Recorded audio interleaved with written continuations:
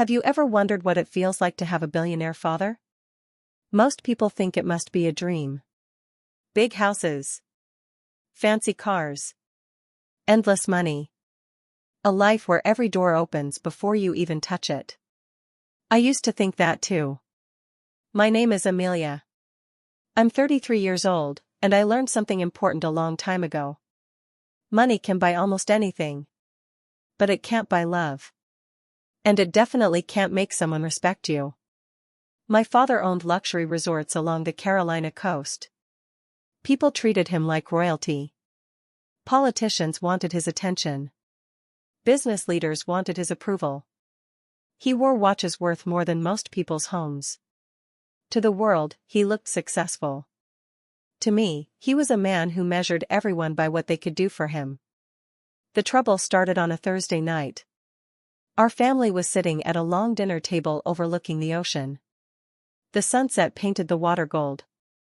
Everything looked beautiful. But nothing in that house was ever as perfect as it seemed.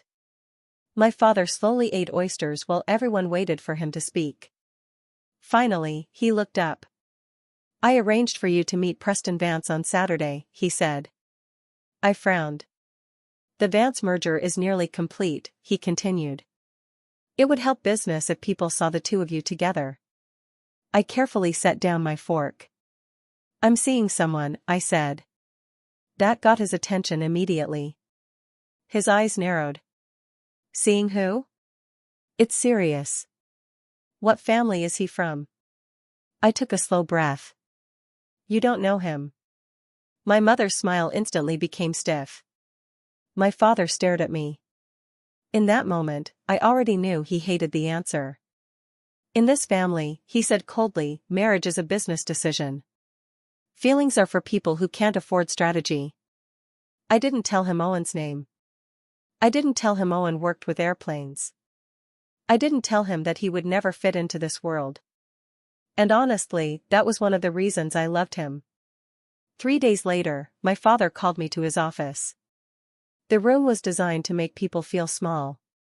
Huge windows. Expensive furniture. Everything carefully arranged to remind visitors who had the power. A file sat on his desk. He opened it. "Owen Hale," he read. His voice sounded like he was reading a contract. "Aircraft mechanic. Rents a hangar. No major assets. No powerful family connections." He closed the folder. "This is who you're choosing? He's a good man." My father laughed. "Good men don't build empires, Amelia." He stood and walked toward the window. "Porters do not marry mechanics." The words hit me harder than I expected. Not because they surprised me. Because I had heard versions of them my whole life. Years earlier, he refused to help pay for my engineering degree because he called it a hobby. A hobby. Meanwhile, my sister Brooke received everything she wanted. New clothes. Parties. Attention. Support. I paid for school myself. I worked nights. I studied weekends. I earned every step on my own. "You taught me how to build things," I told him. "So don't act surprised that I built a life you don't approve of." For a moment, he just stared. Then he laughed again. But there was something strange about the investigation file. It was almost too clean. No scandals. No debts. No problems. Nothing. It felt less like a normal background check and more like someone had carefully hidden every piece of information. At the time, I didn't understand why. I had met Owen 4 months earlier. Not at a party. Not through friends. I met him at work. That was where I felt most alive. An airport had hired my engineering firm to inspect an old hangar before an expansion project. I spent the morning climbing steel beams and checking structures. That was when I noticed a man in coveralls watching me. Owen was stitched across his shirt. He pointed toward a damaged metal plate. "That thing has fooled inspectors for years," he said. "What do you see?" Most people would have nodded politely. Owen challenged me. We argued, compared ideas, tested theories. And for the first time in a long time, I felt seen. Not as a porter. Not as someone's daughter. As an engineer. We talked for nearly 2 hours. Later, he bought coffee. Not at some fancy cafe. At a small diner with cracked booths. I noticed pilots greeted him with unusual respect. I noticed. Then ignored it. Because I liked talking to him. When we reached my car, he smiled. I don't care who your father is. I believed him. Months later, he proposed inside the same hangar where we met. No orchestra. No giant crowd. No expensive show. Just us. He had made the ring himself. Simple titanium. A little imperfect. A little rough. Perfect. I can't give you the life your family planned, he said nervously. But I'll never make you feel small. I said yes before he finished. Telling my family was a disaster. Brooke found out first. Within an hour she posted a picture of a wrench online. The caption read, "Bold choice. Hope love pays the bills." Thousands of people laughed. Preston Vance told everyone he had escaped a bad match. My mother called and cried dramatically. Then my father called. His voice was calm. That was always worse. "You want a wedding?" he asked. "Fine. I'll give you a wedding you'll never forget." At the time, I thought he was trying to be supportive. I was wrong. 2 days later my mother arrived carrying wedding magazines. She looked heartbroken. At least she wanted me to think she did. She never asked if I loved Owen. She never asked if I was happy. Instead she asked one question. What will people say? I almost laughed. Do you understand what this does to our family? She asked. You're throwing everything away. For a man who smells like motor oil.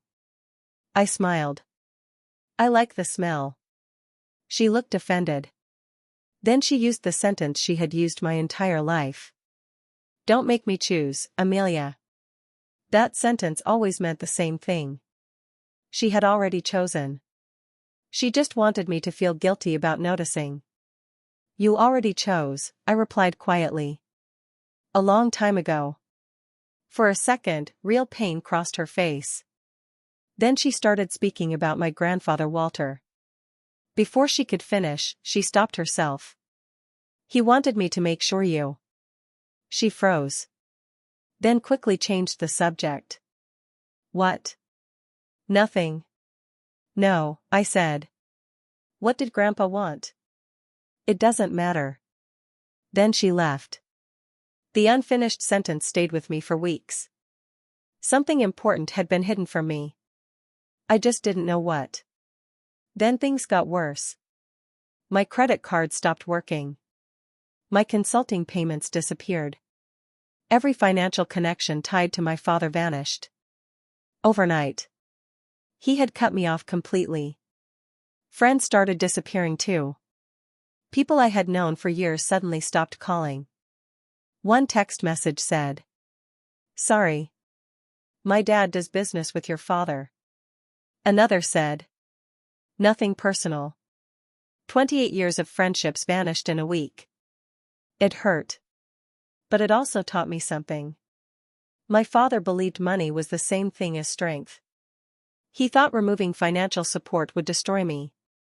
Instead, I opened a spreadsheet. I calculated expenses. Rent. Food. Savings. Work opportunities. The numbers were tight. But they worked. When Owen found me doing calculations at the kitchen table, he offered to help. I can cover everything, he said gently. I shook my head. No. He waited. I need to prove I can stand on my own. He smiled. Then simply placed a hand on my shoulder. No arguments. No pressure. Just support. That was Owen. We moved into a small house near the airport. My mother would have hated it. I loved it. The house was simple. Warm. Real. For the first time, I felt at home. But something about Owen didn't quite add up. Sometimes he took phone calls outside. I overheard strange conversations. Delay the maintenance schedule. I'll speak to the board. Don't involve legal yet. A mechanic shouldn't have a board of directors. Still, I didn't ask questions. Trust mattered. One morning, a trade magazine sat on our kitchen table. The cover featured an aviation company. The article talked about a mysterious billionaire founder who still worked on engines himself. There was no photo. Only a gloved hand touching a turbine. Owen watched me look at the magazine. Then he quietly said something strange. Money is just a tool. I laughed. You sound like a fortune cookie. He smiled. But he didn't laugh. At the time, I didn't understand. Later, I would realize he was telling me the truth. The wedding arrived faster than expected. We planned something small. Simple. Personal. Just the people who truly cared about us. Then we arrived. The parking lot was full of luxury cars. Hundreds of them.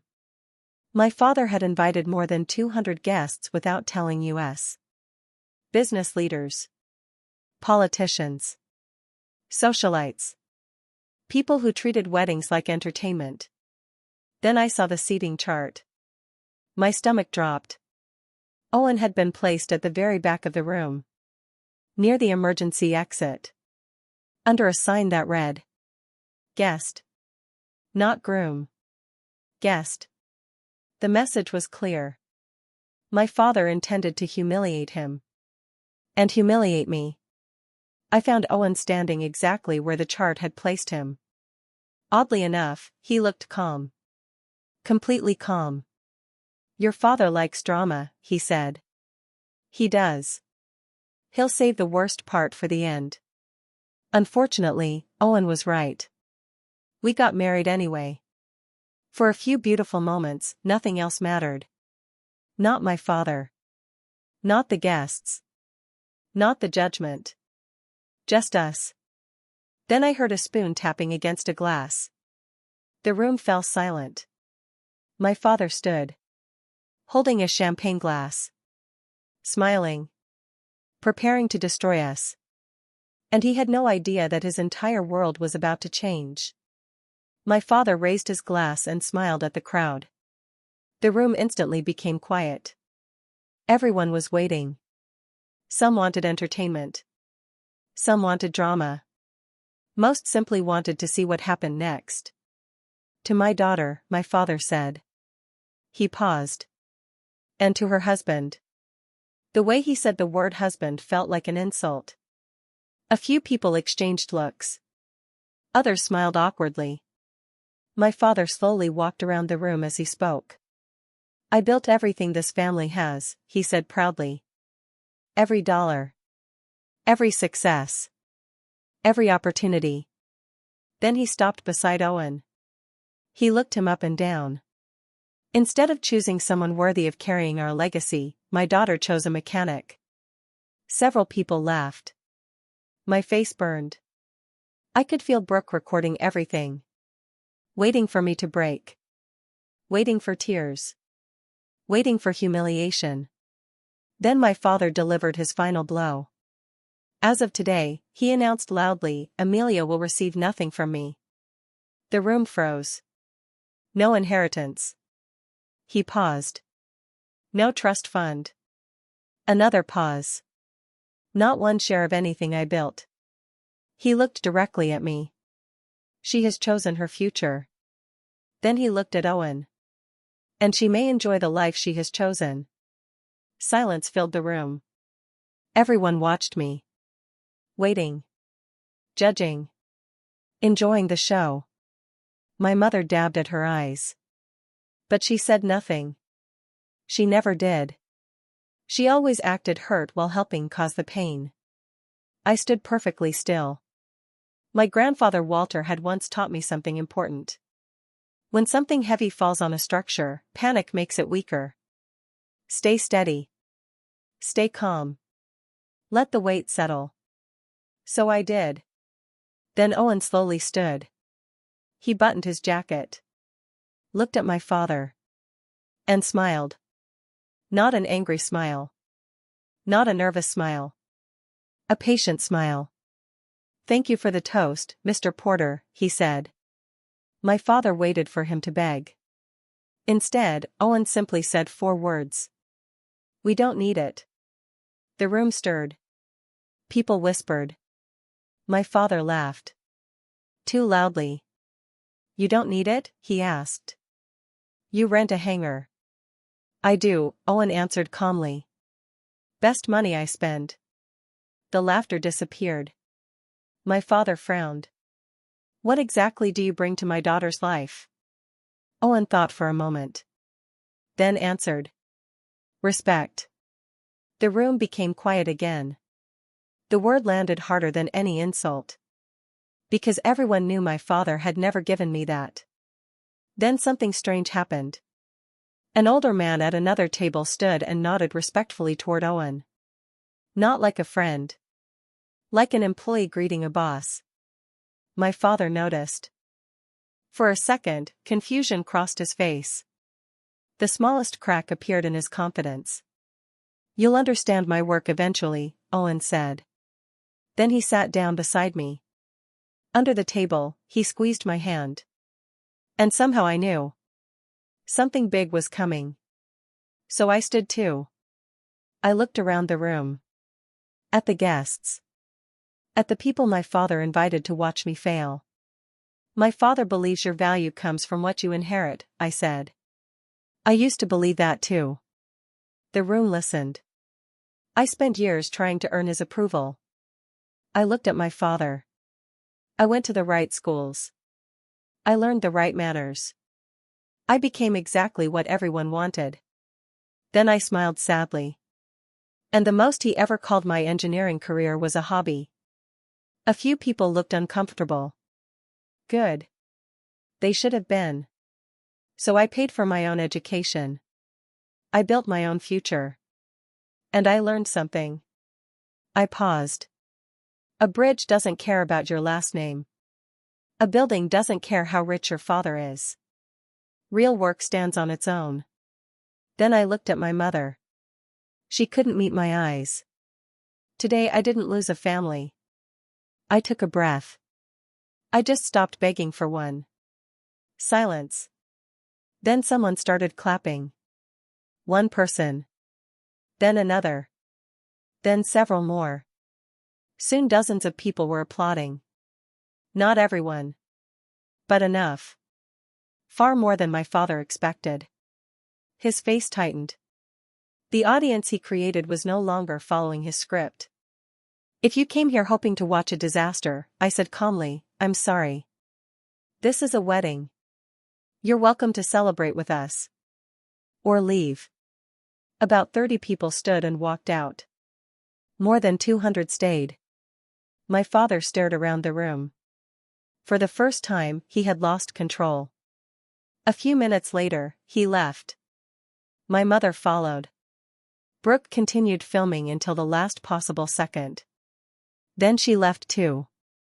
The moment the doors closed, the atmosphere changed. The tension disappeared. People laughed. Music started. Someone brought out cake. The wedding finally became a wedding. Later, while we danced, Owen leaned close. "Any regrets?" "Not one." "Even the seating chart?" I laughed. "Especially the seating chart." For the first time all day, he laughed too. Then his expression softened.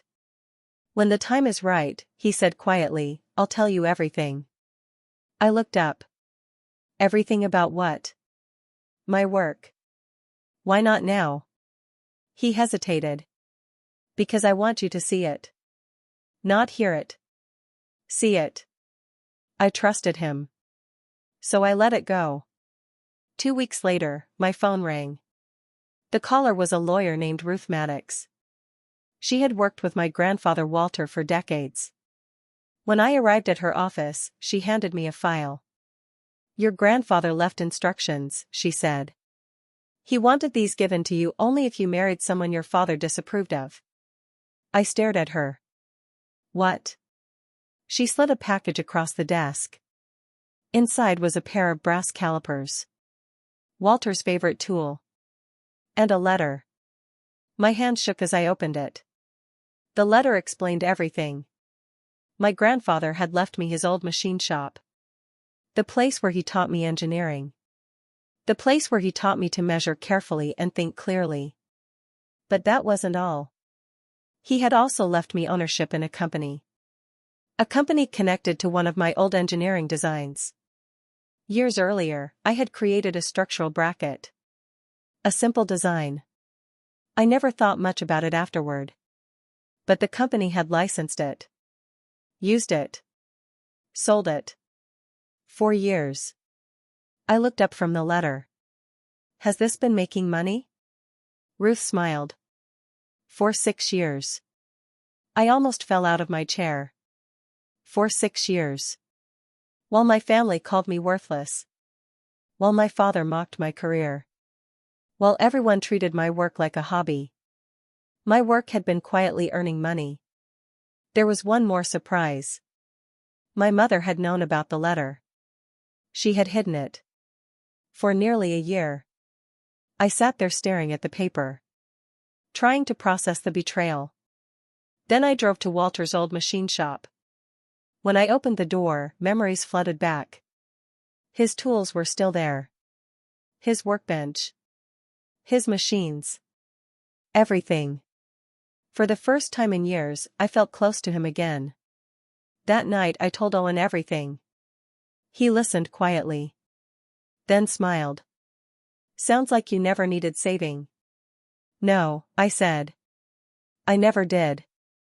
A few weeks later, the business news became impossible to ignore. My father was preparing to open the largest resort of his career. A $1 billion project. His masterpiece. The entire resort depended on one thing. Private aviation. Guests would fly directly to the property. No airports. No waiting. No delays. And the company providing that service was called Meridian Aviation Group. Every article mentioned it. Every interview mentioned it. One evening I mentioned it to Owen. "My father still hasn't secured the final agreement." "Really?" Owen asked. "Apparently the chairman is impossible to meet." Owen simply nodded. Then changed the subject.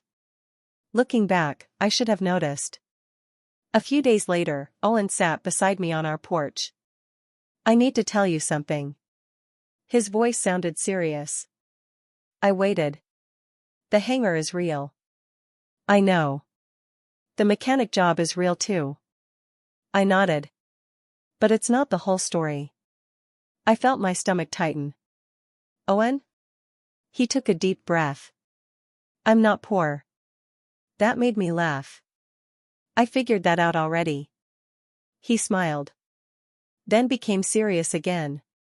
"I built a company years ago. One airplane. One lease. One dream. It grew. A lot." I stared at him. "How much is a lot?" His smile widened slightly. "A lot." Then he looked directly at me. I stopped showing my face because people changed when they learned who I was. They stopped being honest. They started pretending. His voice softened. "I needed to know someone could love me before knowing my net worth." My chest tightened. "You loved a mechanic. Do you know how rare that is?" Suddenly everything started making sense. The pilots. The phone calls. The board meetings. The respect. The magazine article. The hidden clues. "Tell me your company's name," I whispered. "Not yet." He handed me an invitation.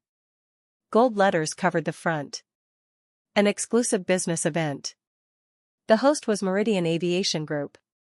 My heart stopped. I looked up slowly. Owen smiled. I never lied. No, I whispered. You didn't. That night I searched online.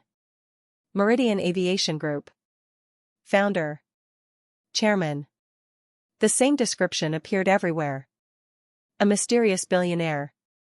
Never photographed. Never seen publicly. Then I found the familiar image. A gloved hand touching a turbine. The same hand I had held. The same hand that made my wedding ring. I started laughing. Not because it was funny. Because it was unbelievable. My husband was the chairman. My father had spent 2 years trying to impress him. Trying to secure a deal. Trying to gain his approval. Without realizing they already knew each other. Without realizing he had publicly insulted the very man whose signature he desperately needed. The countdown had begun. Meanwhile, my family launched one final attack. Brooke continued sharing wedding clips online. Preston Vance spread rumors. My mother called. There's still time to come home, she said sweetly. Your father can still change the will. Not once did she ask if I was happy. Not once did she apologize. She only worried about appearances. I'll be at the opening, I told her. But not the way you think. She misunderstood. That would prove to be a very expensive mistake. Then something unexpected happened. The resort hired me. The main pavilion needed final engineering approval. And my signature was required. The daughter my father disowned now held the final approval needed for his biggest project. I did the work honestly. Correctly. Professionally. Because engineering mattered more than revenge. The night before the opening, Owen and I had our first serious argument. You should have told me sooner, I said. I know. You let him chase you for 2 years. I let the company decide. I sighed. Part of me was angry. Part of me understood. I never hid how I felt about you, he said softly. Only what I owned. That was true. And deep down, I knew it. The next day, everything would change. My father believed he was about to meet Meridian's chairman for the first time. Instead, he was about to discover that the mechanic he mocked at my wedding was one of the most powerful men in the industry. And 500 people were about to witness it. The night of the grand opening finally arrived. My father's new resort looked incredible. I would give him that. The building seemed to float above the water. Lights reflected across the ocean. Expensive cars filled the parking areas. Reporters stood near the entrance. Investors walked around carrying glasses of champagne. More than 500 guests attended. Governors. Business leaders. Celebrities. Some of the richest people in the country. Near the entrance stood a large seating chart. Of course there was. My father loved assigning people their place in the world. As I scanned the list, one section caught my eye. Chairman's table. Meridian Aviation Group. For empty seats waited for a man nobody had ever seen. A man my father had spent 2 years trying to impress. Owen stood beside me. His hand rested gently on my back. He looked calm. Almost too calm. My father noticed us from across the room. A huge smile appeared on his face. For a moment, I realized something surprising. He thought I had come back. He thought I had finally admitted he was right. He thought I wanted back into the family. Amelia, he said warmly as he approached. People nearby turned to listen. I'm glad you came to your senses. Then he looked at Owen. I'm surprised they let him past valet parking. Owen simply smiled. The same patient smile. The same smile that always appeared before something important happened. Before I could respond, the lights dimmed. The crowd turned toward the stage. Music filled the room. A recording of a jet engine slowly powering up echoed through the speakers. The sound grew louder. Then louder. Then louder. Finally, the master of ceremonies stepped onto the stage. He smiled at the audience. "Ladies and gentlemen," he announced. "Tonight, for the first time ever, the chairman of Meridian Aviation Group will appear in public." The room erupted with excitement. My father turned toward the stage. His eyes sparkled with hope. The giant screens behind the podium lit up. White letters appeared. Meridian Aviation Group. Founder and chairman. The engine sound reached its peak. Then silence. Complete silence. Beside me, Owen released my hand. He looked at me. Just once. A private look. A look that said everything. Then he walked toward the stage. At first, nobody reacted. People were confused. Then realization spread through the room. One row at a time. One face at a time. Until suddenly everyone understood. My father's face lost all color. His champagne glass tilted. Liquid spilled onto his sleeve. He didn't even notice. My mother covered her mouth. Brooke lowered her phone. For perhaps the first time in years, she forgot to record. 500 people stood and applauded. The mysterious billionaire had finally appeared. And he was my husband. The mechanic. The grease stain. The man my father had mocked in front of everyone. Owen stepped behind the microphone. The applause continued. Then finally faded. His speech was short. Professional. Respectful. He thanked employees. Pilots. Engineers. Mechanics. The people who did the work. He never mentioned my father. Never mentioned the wedding. Never mentioned the insults. And somehow that made it even worse. Because he didn't need revenge. The truth was already enough. When the speech ended, people rushed toward him. Investors. Reporters. Politicians. Everyone wanted his attention. My father reached him first. Desperation moves quickly. "Owen," my father said. His voice suddenly sounded friendly. Very friendly. Too friendly. "This is incredible." He extended his hand. "We're family." Owen looked at the hand. Then looked at him. He did not shake it. My father forced a smile. "About our partnership. Our resort. Our future together. Surely we can finalize everything tonight." The people nearby became quiet. They sensed something important was happening. Owen answered calmly. "I received your proposal months ago." My father's smile widened. "Excellent." "I declined it." The smile vanished. "What?" "I declined it."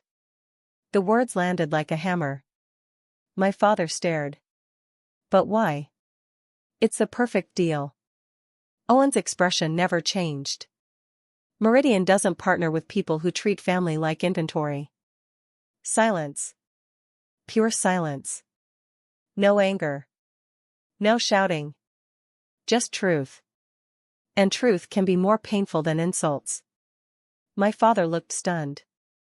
"You're serious?" "Yes." "After everything we've discussed?" "Yes." "After 2 years?" "Yes." Then Owen delivered the final blow. "You had a chance to welcome me. You chose a microphone instead." The crowd heard every word. My father turned toward me. His face burned with anger. "You planned this." Heads turned. Guests stopped talking. "You humiliated me." His voice grew louder. "You let me stand here looking like a fool." This was the moment. The moment my entire life had been moving toward. 28 years of disappointment. 28 years of trying to earn approval. 28 years of being treated like decoration. I reached into my purse. Then pulled out my grandfather Walter's brass calipers. The same tool that had guided me through every hard moment. I held them up. "Do you know what these are?" My father stared. "Walter's calipers." The tools he used when he was a mechanic. His jaw tightened. You spent years saying porters don't marry mechanics. I slowly turned the tool in my hand. The first porter who mattered was a mechanic. The crowd remained silent. Listening. Watching. You spent your life pretending you were above where you came from. His face hardened. I continued. You said I would get no inheritance. Good. I was never trying to inherit your money. I took a breath. I was trying to earn your respect. My voice remained calm. Steady. I finally realized that was impossible. The reporters moved closer, recording every word. Then I gave him the one piece of information he didn't expect. The overwater pavilion. His eyes narrowed. What about it? The pavilion where everyone is standing tonight. I smiled slightly. It doesn't legally open without my engineering approval. Confusion appeared on his face. I signed it this afternoon. The crowd gasped. You're welcome. His expression completely changed. You certified it? Yes. I did good work. I always did. For a moment, he had no response. None. Because the daughter he called decorative had helped save his biggest project. The fallout started immediately. Guests whispered. Investors exchanged looks. Reporters rushed to file stories. Then Brooke's old wedding video returned online. Only now people understood the full story. Millions watched. A powerful businessman publicly humiliating the billionaire he desperately needed. The internet loved it. The headlines were brutal. My father's public image suffered overnight. Several investors quietly left the event. Others requested meetings. Questions were being asked. Hard questions. Questions my father wasn't used to answering. Later that night, Owen found me standing inside the pavilion. Ocean waves rolled beneath the glass floor. You okay? He asked. I looked around. At the water. At the lights. At the life I had built. Then I smiled. I'm more than okay. And I meant it. Because none of this success belonged to my father. I had earned it. The engineering firm. The workshop. The patent income. The respect. The confidence. Everything. My mother found me near the coat check. Her performance had already started. Amelia, she said softly. I was always on your side. I almost laughed. Really? After everything? Ruth Maddox gave me Walter's letter. My mother's face froze. The one you hid. Silence.